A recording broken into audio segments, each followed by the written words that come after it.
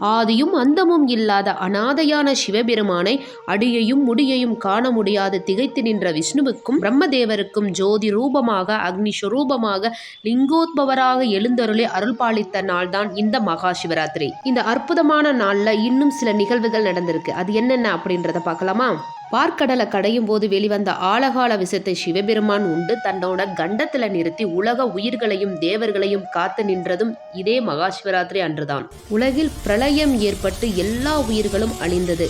மீண்டும் இந்த பூமியில் உயிரினங்களை படைக்க வேண்டும் என்பதற்காக பார்வதி தேவி சிவனை நோக்கி கடுமையாக விரதம் இருந்ததும் இதே மகா சிவராத்திரி அன்றுதான். மகாபாரதத்துல அர்ஜுனர் பாசுபதாஸ்திரம் பெற்றதும் இதே மகா சிவராத்திரி அன்னைக்குதான். நாயன்மார்களுள் ஒருவரான கண்ணப்பர் தன்னோட கண்ண சிவபெருமானுக்கு கொடுத்து மோட்சம் பெற்றதும் இதே மகா சிவராத்திரி அன்றுதான். உலகம் செழிக்க பகீரதன் கங்கையை பூமிக்கு கொண்டு வந்ததும் இதே மகா சிவராத்திரி அன்னைக்குதான்.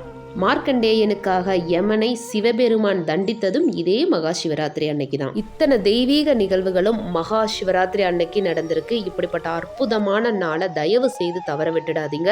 இந்த மகா சிவராத்திரி அன்னைக்கு இத்தனை நிகழ்வுகள் நடந்திருக்கு அப்படின்றத நீங்க இப்பதான் தெரிஞ்சுக்கிறீங்க அப்படின்னா மறக்காம இந்த வீடியோக்கு ஒரு லைக் கொடுத்துட்டு ஓம் நம சிவாய அப்படின்னு சொல்லிட்டு கமெண்ட் பண்ணுங்க. சிவாய நம. வாழ்க வளமுடன். நல்லதே நடக்கும். ஓம் நம சிவாய. ததாஸ்து. ஓம் நம சிவாய.